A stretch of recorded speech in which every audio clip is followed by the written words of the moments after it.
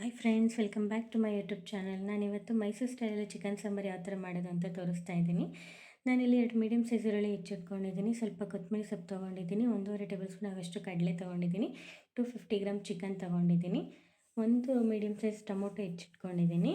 2ರಿಂದ 3 tablespoon ಆಗೋಷ್ಟು ಕಾಯಿ ತುರಿ ತೊಗೊಂಡಿದ್ದೀನಿ. ಸ್ವಲ್ಪ ಎಣ್ಣೆ. ಇಷ್ಟು ಇಂಗ್ರೀಡಿಯೆಂಟ್ಸ್ ಬೇಕಾಗುತ್ತೆ ಫ್ರೆಂಡ್. ಈಗ ಯಾವ ಥರ ಮಾಡೋದು ಅಂತ ನೋಡೋಣ. ನಾನಿಲ್ಲಿ ಒಂದು ಬಾಣಲಿ ಕಾಯಕ್ಕಿಟ್ಟಿದ್ದೀನಿ.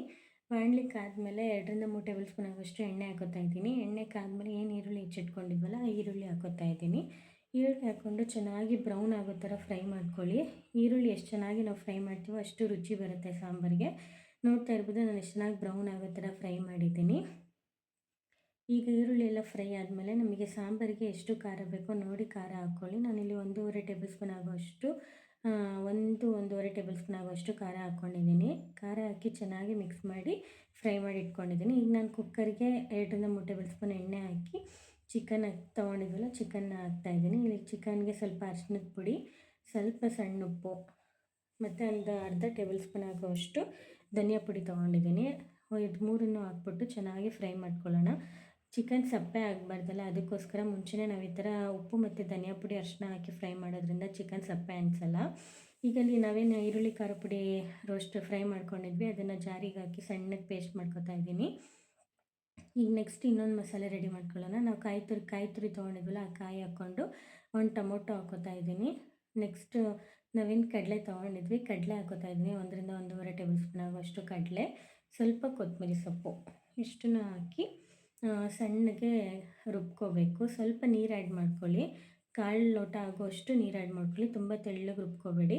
ಈಗ ಚಿಕನ್ ಎಲ್ಲ ಚೆನ್ನಾಗಿ ಫ್ರೈ ಆಗಿ ಎಣ್ಣೆ ಬಿಟ್ಟಿದೆ. ನೋಡ್ತಾ ಇರ್ಬೋದು ನೀವು ಎಷ್ಟು ಚೆನ್ನಾಗಿ ಚಿಕನ್ ಎಣ್ಣೆ ಬಿಟ್ಟಿದೆ ಅಂತ.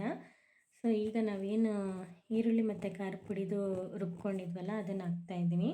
ಈ ಪೇಸ್ಟ್ ಹಾಕಿದ್ಮೇಲೆ ನೋಡಿ ಫ್ರೆಂಡ್ಸ್ ಎಷ್ಟು ಚೆನ್ನಾಗಿ ಘಮ ಬರುತ್ತೆ ಗೊತ್ತಾ. ಚಿಕನ್ ಸಾಂಬಾರು ಮಸಾಲೆ ಹಿಡಿಯುತ್ತಾ ಇರೋದು ಚಿಕನ್ಗೆ ತುಂಬ ಚೆನ್ನಾಗಿ ಸ್ಮೆಲ್ ಬರುತ್ತೆ. ನೀವು ಖಂಡಿತ ಇದನ್ನು ಫೀಲ್ ಮಾಡ್ತೀರಾ. ಈ ರೆಸಿಪಿ ಒಂದ್ಸತಿ ಟ್ರೈ ಮಾಡಿ.